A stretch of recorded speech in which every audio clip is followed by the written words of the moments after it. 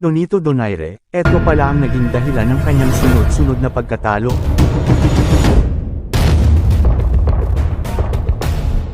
Nakilala si Nonito Donaire sa bansag na The Filipino Flash, dahil sa pagpapamalas nito ng angking bilis at galing sa larangan ng boxing. Maraming beses niya napatumba ang kanyang kalaban sa maikling oras lang, kaya siya tinaguri ang The Filipino Flash.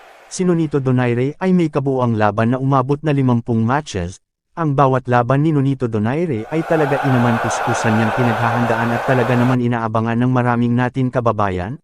Ngunit tila ba parang palubog na ang career ng The Filipino Flash. Year 2019 November 7 sa Saitama Super Arena, Saitama, Japan ay naganap ang unang paghaharap nila Nonito Donaire at ang monster na sina Oya Inoue. Dito ay makikita na kahit paano ay nakakabawi siya sa kalaban, pero sa huli ay sina Oya Inoue ang tinanghal na panalo. Muling sumabak ang The Filipino Flash noong May 29, 2021 kontra kay Nordine Obaali. Ang kanilang laban ay ginanap sa Dignity Health Sport Park sa Carlson, California, USA. Ang laban nila ay tumagal lang ng round 4, at dito ay tagumpay niya na iuwi ang WBC Bantamweight title.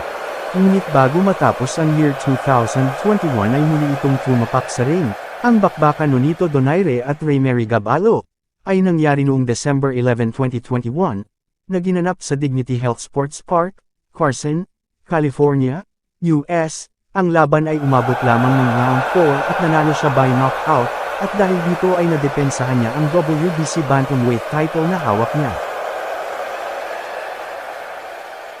June 7, 2022 ang laban na inaabangan ng lahat, ang Nonito Donaire vs Naoya Inoue rematch. Ang kanilang laban ay ginanap sa Super Arena, Saitama, Japan. At di gaya ng nung nauna nilang paghaharap, kitang-kita na napag-aralan ng mabuti ng monster boxer ng Japan ang mga galaw ni Nonito Donaire. Ang laban ay umabot lamang ng round 2 at nanalo si Naoya Inoue by knockout, at nakuha nito ang titulo ng WBC Bantamweight title. Nabigo man si Nonito Donaire, nagpakita pero ito ng pagiging sportsmanship. Ngayon year 2023 ang isa sa inaasahan sanang comeback winning ng The Filipino Flash.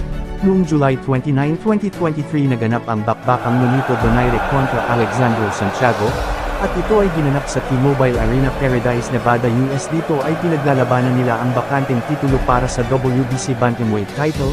Ang laban ay umabot hanggang round 12 at nanalo si Alexandro Santiago by unanimous decision.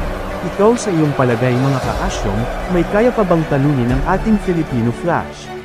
O eto na ang panahon para siya ay magretiro na sa boxing? Paki-comment naman dyan sa ibaba ng video mga kaasyong, at pakisuportahan na rin po itong ating munting channel mga kaasyong. Maraming salamat.